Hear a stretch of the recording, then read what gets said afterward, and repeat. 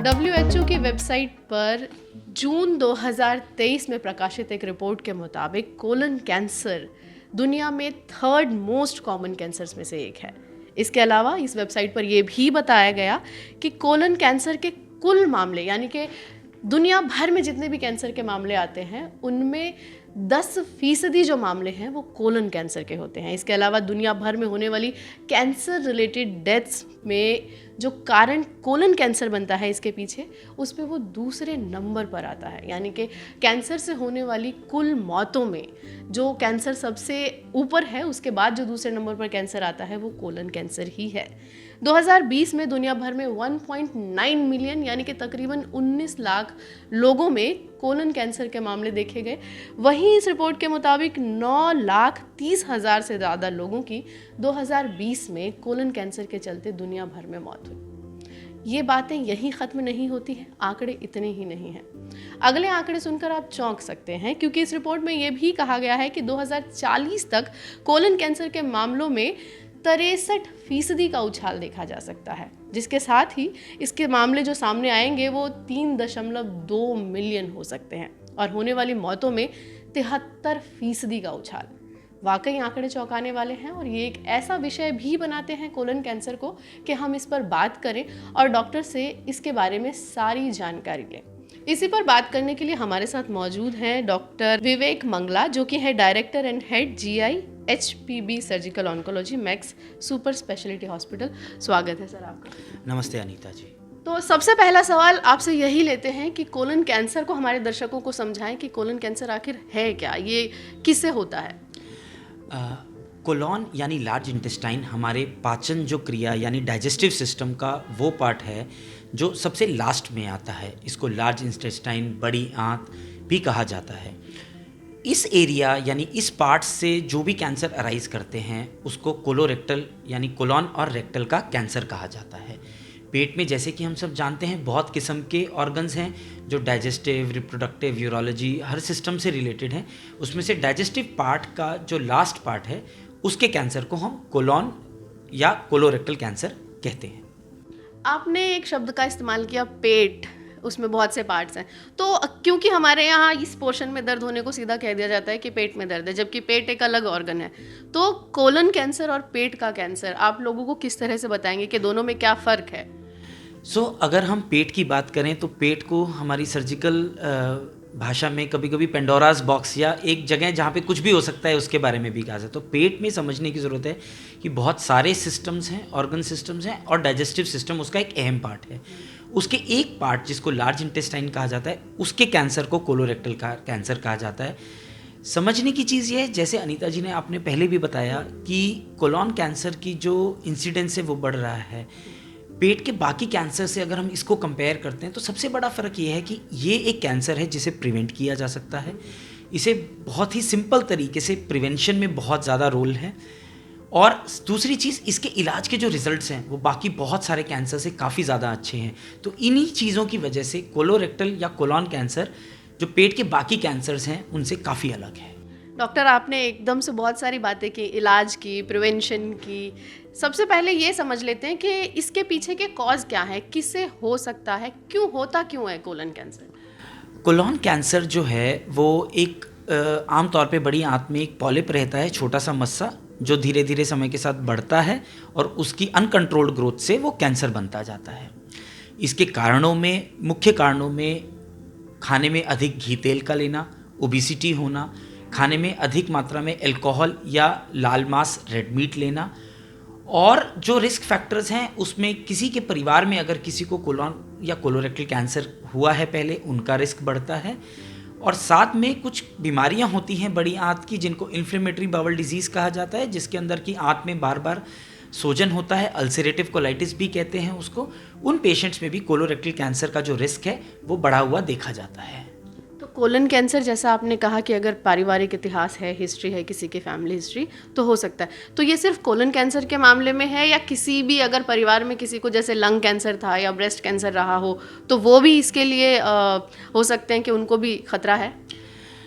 अनीता जी, इसमें जो समझने की चीज़ है वो ये है कि जो कोलॉन कैंसर का रिस्क है वो कुछ और कैंसर्स के साथ भी जुड़ा रहता है, जो कुछ डिफाइंड जेनेटिक सिंड्रोम्स रहते हैं। बहुत डिटेल में तो उसको अभी हम नहीं डिस्कस कर पाएंगे, बट मोटा मोटा समझें तो कुछ कैंसर्स जैसे कि छोटी आंत का कैंसर, कुछ पेशेंट्स में स्टमक का कैंसर, कुछ पेशेंट्स में ब्रेस्ट कैंसर से भी इसका एसोसिएशन होता है। अगर किसी के परिवार में किसी एक रिश्तेदार को कोलन का कैंसर है तो उसमें एक लिमिट तक रिस्क बढ़ता है। अगर उसमें मल्टीपल रिलेटिव्स को है तो वहाँ पर जेनेटिक सिंड्रोम्स होने की पॉसिबिलिटी ज़्यादा रहती है और उसमें कोलोरेक्टल कैंसर का जो इंसिडेंस है उसका और अधिक होना देखा जाता है। तो वो कौन से सिम्टम होंगे, लक्षण होंगे जिनको कि किसी भी इंसान को जिन्हें देखने पर या दिखने पर उसके शरीर में थोड़ा अलर्ट हो जाना चाहिए और सोचना चाहिए कि उसे अब जाकर डॉक्टर से बात करनी चाहिए? अगर हम पेट के कैंसर की इन जनरल बात करते हैं तो जो सबसे बड़ा प्रॉब्लम हम देखते हैं वो ये है कि पेट की दिक्कतें इंडिया में खासतौर पे बहुत ही कॉमन हैं और जो कैंसर्स हैं उनके शुरुआती लक्षण बाकी कॉमन दिक्कतों जैसे हैं। तो पहली चीज़ जो अनीता जी हमको सबको समझना है वो ये है कि कोलोन और कोलोरेक्टल कैंसर या फॉर दैट मैटर कोई भी कैंसर के सिम्टम्स बाकी बीमारियों से मिलते जुलते रहते हैं शुरुआत में। तो अगर किसी भी व्यक्ति को कोई भी पेट से रिलेटेड सिम्टम कुछ समय तक चल रहा है और उसने कुछ जांच कराया है, कुछ इलाज कराया है, लेकिन उसे आराम नहीं हो रहा है, तो उसको और एडवांस जांचों की ज़रूरत है। अगर हम कोलोरेक्टल कैंसर की बात करें तो जो कोलन है उसके अलग अलग पार्ट्स रहते हैं जिसमें कोलन और रेक्टम होता है और कॉमन सिम्टम्स जो देखे जाते हैं वो हैं मोशन में ब्लड आना।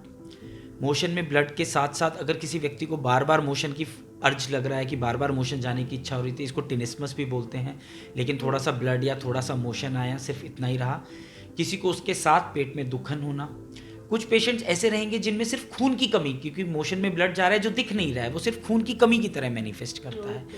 कभी कभी सिर्फ नॉन स्पेसिफिक पेट का दर्द यानी पेट के किसी पार्ट में दुखन चल रही है, इस तरह से भी कोलोरेक्टल कैंसर प्रेजेंट कर सकता है। तो गैस, एसिडिटी, इस तरह के सिम्टम्स भी इसमें आ सकते हैं? पेट फूलना, गैस और एसिडिटी में जनरली आमतौर पे पेट में खट्टे डकार आना, पेट के ऊपर के हिस्से में दर्द होना, उस तरह से भी कोलोरेक्टल कैंसर प्रेजेंट कर सकता है। समझने की चीज़ है कि शुरुआत के सिम्टम्स कभी कभी बहुत ही वेग या नॉन स्पेसिफिक हो सकते हैं। कोई भी लक्षण अगर परसिस्ट कर रहा है तो उसमें जांच करनी ज़रूरी है।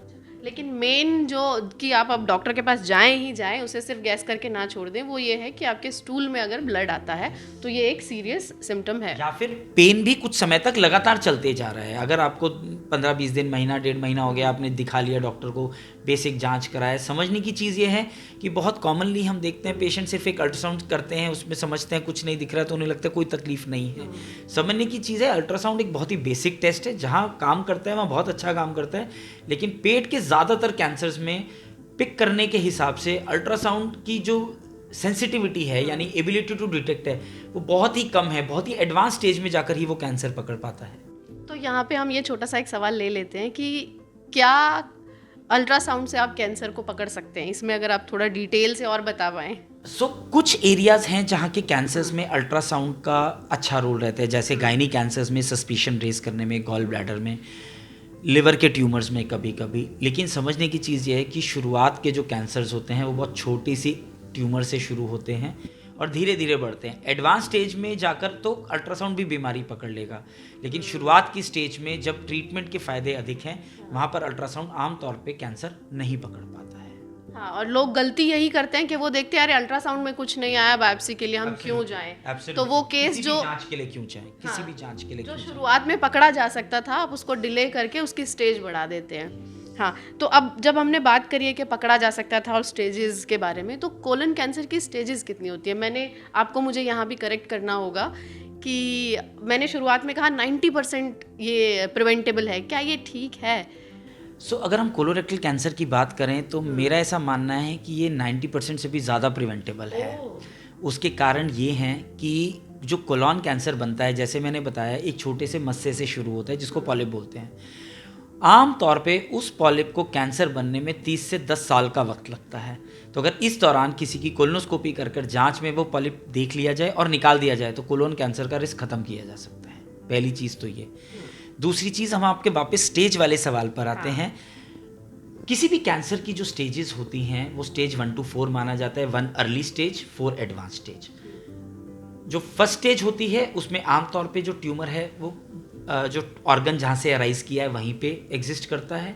बहुत ही अर्ली कैंसर स्टेज 1 कहा जाता है। स्टेज 2 में कुछ कैंसर्स में अलग अलग होता है, लेकिन जो अगर हम कोलोन और या कोलोरेक्टल कैंसर की बात करते हैं, तो अगर कोलोन में ही कैंसर कन्फाइंड है, यानी जहाँ से अराइज किया वहीं कन्फाइंड है, तो उसे स्टेज 1 और 2 कहा जाता है। अगर आसपास की लिम्फ नोड्स या लिम्फ ग्रंथियों में ये डिजीज़ गई है तो उसे स्टेज 3 कहा जाता है। स्टेज 4 कोलोरेक्टल कैंसर वो होता है जो शरीर के बाकी हिस्से में फैल गया है। अगर हम कोलोरेक्टल कैंसर की बात करते हैं तो उसमें स्टेज 4 को 2 हिस्सों में बांटा गया, जिसकी वो कितना अहम है वो उसके बारे में हम आगे बात करेंगे जब हम स्टेज 4 में क्योर की बात करेंगे। तो स्टेज 4A होता है जिसमें पेशेंट को एक लिमिटेड सी डिजीज़ फैली है, शायद लिवर में, कभी लंग्स में या पेट की झिल्ली जिसको पेरिटोनियम बोलते हैं। और स्टेज 4B जिसमें पेशेंट को जगह जगह डिजीज़ फैली हुई है, जिसको कि अनरिसेक्टेबल यानी जहाँ पे बीमारी को निकाला नहीं जा सकता, स्टेज 4B कहा जाता है। डॉक्टर, आपने कहा कि अगर शुरुआती दौर में, शुरुआत में ही इस कैंसर को पकड़ा, कैंसर शायद ना कहें, अगर आपके कोलन में कोई पॉलिप है, अगर आप उसे समझ लेते हैं, पकड़ लेते हैं किसी टेस्ट में, तो उसको कैंसर बनने से ही रोका जा सकता है। आपने उसको निकाल दिया जाता है तो उससे कैंसर बनने का रिस्क खत्म हो जाता है। तो आप कैंसर को ही टाल सकते हैं, आप कैंसर को, अगर आप इसको आसान शब्दों में कहना चाहें। लेकिन ऐसा क्यों है कि फर्स्ट स्टेज में पकड़ पाना मैक्सिमम कैंसर्स को डिफिकल्ट होता है? लोग क्यों एकदम 3rd या 4th स्टेज पर ही डॉक्टर के पास पहुंचते हैं? उसके मल्टीपल कारण हैं, जिसमें कुछ कारणों पे मेडिकल साइंस और जो सोसाइटी, गवर्नमेंट्स काफ़ी काम कर रही हैं। पहले तो पेशेंट का इसमें कहीं कहीं लैग्स आते हैं। सबसे पहला लैग आता है पेशेंट को सिम्टम होना ही नहीं, जैसे मैंने बताया शुरुआती सिम्टम्स होंगे ही नहीं या बहुत वेग होंगे, तो एक कारण ये रह जाता है। दूसरा, कभी कभी पेशेंट के सिम्टम्स हैं जो कि उनको दिक्कत पता चल रही है लेकिन वो समय से उसकी जांच नहीं कराते हैं। तीसरी चीज़, हम कितनी बार देखते हैं कि पेशेंट्स जिनको स्टेज 2-3 डिजीज़ डायग्नोज हुई है वो इलाज में लापरवाही करते हैं, जिसकी वजह से बीमारी बढ़ती जाती है। जब तक वो डिसाइड करते हैं कि ट्रीटमेंट कराना है, उसका बहुत लेट हो जाता है, जिसकी वजह से आउटकम्स ट्रीटमेंट के अच्छे नहीं रहते हैं। तो अब हम बात करते हैं स्क्रीनिंग की। आप शुरू से आप एक ही बात कह रहे हैं कि अगर इसको टाइमली पकड़ लिया जाए तो कैंसर को ही रोका जा सकता है, कैंसर बनने से ही आप उसको रोक सकते हैं। तो स्क्रीनिंग इसमें कितनी अहम है, ये कब करानी चाहिए? और अगर हम कोलोरेक्टल कैंसर की बात करते हैं तो अगर हम वेस्टर्न वर्ल्ड की बात करते हैं, यूरोप में, अमेरिका में, तो वहाँ पर कोलोरेक्टल कैंसर की स्क्रीनिंग 45 साल की उम्र से शुरू कर दी जाती है। जो टेस्ट किया जाता है वो कोलोनोस्कोपी टेस्ट है, जिसमें कि मोशन के रास्ते से एक दूरबीन डालकर बड़ी आंत को अंदर से देखा जाता है। चूँकि वेस्टर्न वर्ल्ड में जो कोलोरेक्टल कैंसर का इंसिडेंस है वो ज़्यादा है, वहाँ पर 45 साल की उम्र के बाद, हर 5 से 10 साल के बाद, और कुछ लोगों को जिनको और अधिक रिस्क फैक्टर्स हैं उनकी और जल्दी कोलोनोस्कोपी कर जांच कर ली जाती है। और जब जांच की जाती है उसी वक्त अगर पॉलिप दिखता है तो उसे निकाल दिया जाता है। इससे बीमारी से पहले वाली स्टेज पॉलिप का पता भी चल जाता है और साथ ही साथ निकाल दिया जाए तो कैंसर प्रिवेंट भी हो जाता है। आपने कहा कोलोनोस्कोपी टेस्ट के दौरान ही आप ठीक कर सकते हैं, तो ये किस तरह से काम करती है? मतलब क्या इसको हम सर्जरी में काउंट नहीं करेंगे? एक तरह से समझें तो वो एक सर्जरी ही है, लेकिन इसके लिए पेट पर बाहर कोई कट नहीं होता है। इसको मोशन के रास्ते ही दूरबीन डालकर उसको अंदर ही अंदर काट कर निकाल दिया जाता है और किसी चीज़ की ज़रूरत नहीं रहती है। पॉलिप जिसमें कैंसर नहीं बना है, या कभी कभी पॉलिप जिसमें छोटा मोटा बहुत थोड़ा सा पार्ट में कैंसर है, उसकी भी अगर उस पॉलिप को पूरा निकाल दिया जाए तो यही एनफ या सफिशिएंट इलाज होता है। उस पॉलिप जो निकाला गया उसकी ऑब्वियसली एक डिटेल्ड बायोप्सी की जांच की जाती है। अच्छा, तो टेस्ट के दौरान ही आप ठीक भी हो सकते हैं? एब्सोल्युटली। डॉक्टर, आपने बात की कैंसर के स्टेजेस की, कि अगर शुरुआत में कैंसर पकड़ में आता है तो इलाज जो है वो ज़्यादा बेहतर तरीके से हो सकता है। तो किसी भी कैंसर में स्टेज, उसकी किस स्टेज पर वो कैंसर पहुंचा है, वो कितना अहम है? स्टेजिंग जैसे मैंने पहले भी बताया, ये बताता है हमारे शरीर में बीमारी कितनी फैली हुई है, कितनी ज़्यादा है। तो ये हमें बहुत सारी चीज़ें बताता है। पहली चीज़ तो बहुत सारा कि इस बीमारी में इलाज में क्या क्या पद्धतियाँ, जैसे कि कीमोथेरेपी, सर्जरी, रेडिएशन, सिर्फ कोलोनोस्कोपी सर्जरी, किस चीज़ की ज़रूरत है। तो बहुत अर्ली कैंसर अगर है कोलोरेक्टल कैंसर तो शायद सिर्फ कोलोनोस्कोपी से निकाल दिया जाएगा या कभी कभी सर्जरी की ज़रूरत होगी। ज़्यादा बीमारी है तो सर्जरी, कीमोथेरेपी की भी ज़रूरत होगी। तो पहली चीज़ तो ये कि इलाज की कितनी पद्धतियों की या मोडालिटीज़ की पेशेंट को ज़रूरत है, ये पता चलता है। दूसरी चीज़, इसके साथ आउटकम्स डिटरमिन होते हैं, यानी जो इलाज हैं उसके रिजल्ट्स कैसे रहेंगे। अगर हम स्टेज 1 और 2 कोलोरेक्टल कैंसर की बात करते हैं तो ज़्यादातर पेशेंट्स में सिर्फ सर्जरी का रोल रहता है, इसमें कीमोथेरेपी रेडियोथेरेपी की ज़रूरत नहीं पड़ती है। अगर मोडालिटीज़ कम चाहिए तो समझ सकते हैं कि इलाज सिंपलर रहेगा, उसका ड्यूरेशन कम रहेगा, उसकी कॉस्ट भी कम रहती है, जो कि इंडिया जैसे कंट्री में बहुत ही महत्वपूर्ण हो जाती है। दूसरी बात आती है ट्रीटमेंट के आउटकम्स की। अगर हम स्टेज 1 और 2 की बात करते हैं तो स्टेज 1 और 2 में कोलोरेक्टल कैंसर में 90 से ज़्यादा % पेशेंट्स को बीमारी क्योर किया जा सकता है। स्टेज 3 के अंदर भी 75 to 80% पेशेंट्स की बीमारी को ख़त्म करके क्योर किया जा सकता है। और स्टेज 4 यानी फैली हुई डिजीज़ में भी 40 से 70% तक पेशेंट्स ऐसे होते हैं जिनकी बीमारी को पूरा ख़त्म करने की कोशिश की जा सकती है और हम इसमें कामयाब भी रहते हैं। तो समझने की चीज़ ये है कि कोलोरेक्टल कैंसर एक ऐसा कैंसर है जहाँ पे अगर किसी व्यक्ति को लिवर में 1 या 2 ट्यूमर्स आए, या कभी फेफड़े में थोड़ा सा बीमारी दिख रहा है, या कभी पेट की झिल्ली में थोड़ा सा बीमारी दिख रहा है, जो आगे चलकर ऑपरेट करके निकाली जा सकती हैं, तो उस बीमारी को क्योर कर पाने का जो चांस है वो काफ़ी सिग्निफिकेंट रहता है। तो ज़रूरत है समझने की कि अगर स्टेज 4 कोलोरेक्टल कैंसर भी किसी व्यक्ति को डायग्नोज हो रहा है तो वो इस बात से डरे नहीं, घबराए नहीं, उसका आगे बढ़ के इलाज कराएं। 70% तक क्योर भी किया जा सकता है। और अगर स्टेज 4 भी यानी वो ऑपरेबल नहीं भी है तो इस कैंसर में अगर आज modern medical treatment, chemotherapy, targeted therapy की बात करते हैं तो ज़्यादातर पेशेंट्स यानी 50% से भी ज़्यादा पेशेंट्स 2.5 से 3 साल से अधिक जीवित रह पाते हैं। और सबसे अच्छी बात है कि वो अपना ट्रीटमेंट कराते रहते हैं और उसके साथ अपना नॉर्मल लाइफ चलते रहते हैं और वो काफ़ी अच्छे समय में अपने परिवार के साथ बिता पाते हैं। 2-3 सवाल इससे मेरे दिमाग में आए हैं, लेकिन सबसे पहले ये जानते हैं कि आपने बात की कीमोथेरेपी और सर्जरी की, उसको रिमूव करने की, ये कैसे डिसाइड होगा कि इस लेवल पर या इस कैंसर में जो है कीमो किया जाएगा और यहाँ सर्जरी?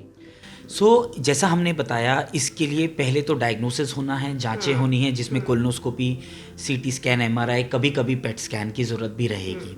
तो ये चीज़ें हमें ऑपरेशन से पहले स्टेज या ट्रीटमेंट डिसाइड करने से पहले स्टेज के बारे में बताते हैं। बहुत सारी साइंटिफिक शोध चलती रहती है, मेडिकल साइंस रिसर्च करती रहती है ये देखने के लिए कि किस स्टेज में किस तरह से इलाज करने में पेशेंट को सबसे अधिक फ़ायदा मिलता है, कहाँ इलाज हम ओवरडू ट्रीटमेंट तो नहीं कर रहे हैं, कहीं अंडर ट्रीट तो नहीं कर रहे हैं। तो स्टेजेस के हिसाब से ट्रीटमेंट डिसाइड होता है। जैसे मैंने बताया स्टेज 1 और 2 में सिर्फ सर्जरी का रोल रहता है। अगर हम स्टेज 3 कोलॉन कैंसर की बात करते हैं तो उसमें आमतौर पे पहले सर्जरी कर बाद में कीमोथेरेपी दिया जाता है।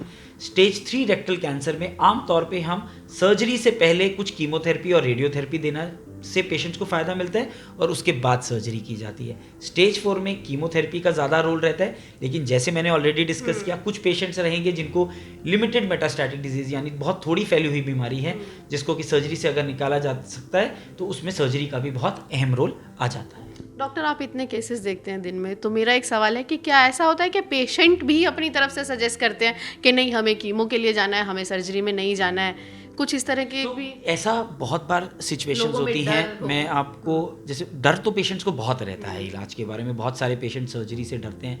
समझने की चीज़ ये है कि कभी कभी क्या होता है पेशेंट्स के साथ कि उन्होंने कुछ कीमोथेरेपी कराया या रेडियोथेरेपी कराया तो वो उनको लगता है वो उनके सिम्टम्स इंप्रूव कर जाते हैं, उनको लगता है बीमारी खत्म हो गई। समझने की चीज़ है कि वो बीमारी खत्म नहीं हुई होती है, आमतौर पे सिर्फ दबी होती है।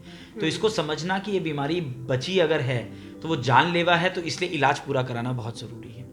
दूसरी चीज़ समझने की ये है कि हमारे जो पेट के या शरीर के किसी भी कैंसर की बात करते हैं तो एक आम बहुत सारी धारणा रहती है कि जो साइड इफ़ेक्ट्स वो किसी भी पेशेंट में उन्होंने देखे होते हैं, वो समझते हैं वो सारे साइड इफ़ेक्ट्स उनके पेशेंट में होंगे। कुछ कैंसर्स, हर कैंसर अलग है, हर कैंसर की कीमोथेरेपी अलग है। तो अगर हम कोलोरेक्टल कैंसर की कीमोथेरेपी की बात करते हैं तो इनका सेफ्टी प्रोफाइल काफ़ी बेहतर है और काफ़ी बीमारियों से अलग है। इस बीमारी की जो हम कीमोथेरेपी करते हैं तो उसमें बाल नहीं झड़ते हैं, तो पेशेंट के बाल ऑलमोस्ट नॉर्मल जैसे थे, किसी बीमारी से रिकवरी कर रहे, उतना थोड़ा बहुत वीकनेस की वजह से अगर कम होते हैं तो होते हैं, लेकिन ये सब चीज़ें तो पेशेंट को आप बाहर से देखकर बता भी नहीं सकते हैं कि उनको ये कोई बीमारी या उनकी कोई दवाई चल रही है। तो ऐसा विजिबल साइन सिम्टम नहीं रहेगा कि इस पेशेंट को किसी कैंसर का ट्रीटमेंट चल रहा है। तो ये भी एक बहुत ज़रूरी है समझना कि हर कैंसर के इलाज अलग हैं, उनकी दवाइयाँ अलग हैं, उसमें ट्रीटमेंट सीक्वेंसिंग अलग है, और चूंकि ट्रीटमेंट अलग हैं, उन दवाइयाँ अलग हैं, उनके साइड इफ़ेक्ट प्रोफाइल्स भी अलग अलग हैं। कोलोरेक्टल कैंसर में हम आमतौर पे जो कीमोथेरेपी देते हैं बहुत ही सेफ रहती है, बहुत ही मिनिमल साइड इफ़ेक्ट्स रहते हैं, और इवन 80 हमारे पास 90-95 ईयर ओल्ड पेशेंट्स हैं जिनमें भी थोड़ी थोड़ी कीमोथेरेपी हम लोग दे पाते हैं और वो अच्छे से उसको टॉलरेट करते हैं। डॉक्टर, हमने बात की स्क्रीनिंग की, स्टेजेस की, और भी बहुत सारी इन्फॉर्मेशन आपने दी, कुछ चीज़ें आपने ट्रीटमेंट के बारे में भी बताई, तो एडवांस ट्रीटमेंट्स अभी क्या हैं कोलोन कैंसर के लिए? कोलोन और कोलोरेक्टल कैंसर के इलाज की अगर हम बात करते हैं तो बहुत सारे एडवांसेस आए दिन आते रहते हैं, जिसके अंदर मुख्यतः अगर हम सर्जरी की बात करते हैं तो सर्जरी में लैप्रोस्कोपिक, यानी पहले कभी ये सारी सर्जरीज़ बड़ा कट चीरा लगा कर की जाती थी और आजकल यही सर्जरीज़ बहुत छोटे छोटे कट से कर दी जाती है, तो पेशेंट को रिकवरी में काफ़ी फ़ायदा मिलता है। इसी में रोबोटिक टेक्निक्स भी धीरे धीरे आगे बढ़ रही हैं। आगे इलाज की बात करें तो जो रेडियोथेरेपी है, रेडिएशन है, उसके अंदर पहले जो पुरानी मशीनें थी उनमें आसपास के बाकी ऑर्गन्स को काफ़ी इंजरी होता था, जिसको आजकल बहुत ही ज़्यादा प्रिसीशन से, बहुत ही स्पेसिफिक तरीके से देने से, बहुत ही कंप्यूटर पे कैलकुलेशन कर कर, नेविगेशन कर कर, उससे जब रेडिएशन दिया जाता है तो आसपास के जो ऑर्गन्स हैं उनको साइड इफ़ेक्ट्स, डैमेज कम होता है। कीमोथेरेपी में एडवांसेस हो रहे हैं जिसके अंदर नई दवाइयाँ आ रही हैं। इम्यूनोथेरेपी टारगेटेड थेरेपीज़ हैं जिनके साथ, जैसे मैंने आपको बताया कि स्टेज 4 में जब बीमारी ऑपरेबल नहीं भी है वहाँ पर भी हम कैसे दवाइयों के साथ, मॉडर्न ट्रीटमेंट के साथ पेशेंट्स को, ज़्यादातर पेशेंट्स को अगर ट्रीटमेंट कराते हैं तो 2.5 साल, 3 साल, 4 साल, और बहुत सारे पेशेंट्स लंबे लंबे समय भी बिल्कुल स्वस्थ चलते रहते हैं। तो ये सारी चीज़ें समझने की कि काफ़ी एडवांसेस हो रही हैं, जिनसे कि उन्हीं की बदौलत अगर हम देखें तो जो आपने फिगर्स शुरू में बताए उसकी बजाय आज के दिन कोलोरेक्टल कैंसर के जो ट्रीटमेंट के रिजल्ट्स हैं, खास तौर पे अर्ली स्टेज, वो काफ़ी बेहतर होते जा रहे हैं। आपने कहा कि इलाज चलेगा जितने भी टाइम आप ठीक होंगे, लेकिन कभी कभी लोगों को लगता है कि एक बार कैंसर वो एक जाल है जिसमें आप फंस गए तो फिर आपको ज़िंदगी भर या तो दवाइयाँ खानी पड़ेंगी या मतलब लंबा इलाज चलेगा, कुछ ऐसा? अनीता जी, बहुत ही इम्पॉर्टेंट सवाल है। पेशेंट्स को कैंसर से रिलेटेड बहुत ही डर रहता है कि ये बीमारी हो गई, इसका अब इलाज नहीं होगा, ये तो लाइलाज है, ये वापस आना ही। सब कैंसर्स के बारे में तो नहीं, पर हम कोलोरेक्टल कैंसर के बारे में अगर ये आज कहें कि ज़्यादातर मरीज़ अगर समय से जांच और इलाज कर लें तो वो क्योर हो जाएंगे। जैसे मैंने बताया ऑलरेडी स्टेज 3 तक हम 75-80% से ज़्यादा पेशेंट्स को क्योर कर पाते हैं, तो ये तो बहुत ही ऑब्वियस सी बात है कि ये बीमारी लाइलाज नहीं है। हमने इवन स्टेज 4 में भी बीमारी को पकड़ा तो भी हम उसको इलाज करके अच्छे से कर सकते हैं।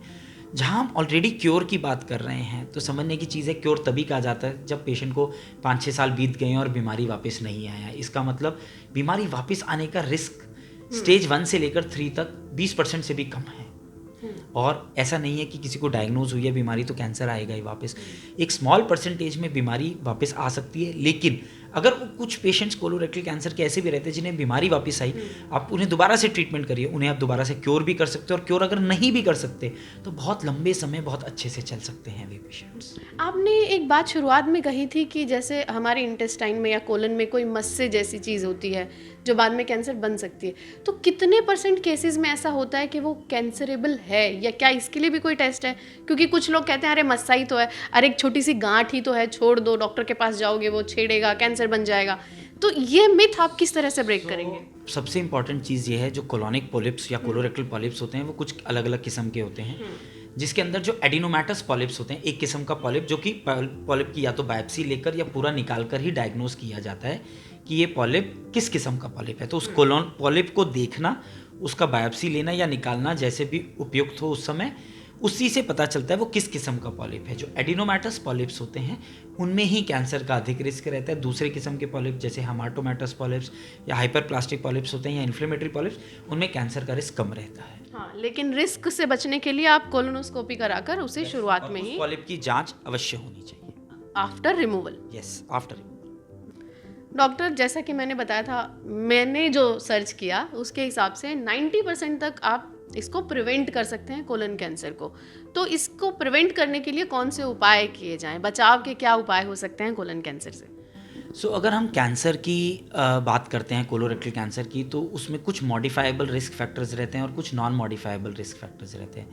मॉडिफाइबल रिस्क फैक्टर्स में अल्कोहल कम लेना, स्मोकिंग अवॉइड करना, रेड मीट्स कम लेना, और ये सारी चीज़ें हैं जिसको कि हम मॉडिफाई कर सकते हैं। नॉन मॉडिफाइबल रिस्क फैक्टर्स हैं जैसे कि किसी को परिवार में अगर हिस्ट्री है, एज बढ़ने के साथ कोलोरेक्टल कैंसर बढ़ता है। तो जहाँ नॉन मॉडिफाइबल रिस्क फैक्टर्स हैं वहाँ पर हम इसके बारे में, वो हिस्ट्री है तो वो है, लेकिन उसके लिए हम कर जो सकते हैं वो ये है कि हम अपने डॉक्टर से बात करें, उन्हें दिखाएं और समय रहते जो कोलोनोस्कोपी की गाइडलाइंस हैं उसके बारे में उन्हें फॉलो करते हुए अपनी समय से जांच कराएं और अगर बीमारी पकड़ी जाती है तो उसे समय से इलाज करें। कोलोनोस्कोपी एक कोलोरेक्टल कैंसर या कोलॉन कैंसर को प्रिवेंट करने की सबसे बढ़िया और सबसे बड़ी स्ट्रैटेजी है। अच्छी बात यह है कि पिछले 5 साल 10 साल में अगर देखें ये जगह जगह देश में उपलब्ध है, हर काफ़ी सारे छोटे छोटे सेंटर्स में ये जांच उपलब्ध है। बहुत ही कंफर्टेबली कन्वीनियंटली आजकल बेहोश करके नींद की दवा देकर भी जांच कर दी जाती है ताकि पेशेंट के आराम से कंफर्टेबली हो जाए। एंड इन सब चीज़ों की अवेलेबिलिटी बढ़ने से हम जैसे देख रहे हैं कि बहुत सारे पेशेंट्स में, अब यंग पेशेंट्स में भी और अर्ली पेशेंट्स कैंसर भी डायग्नोसिस कर पा रहे हैं कोलोरेक्टल कैंसर में।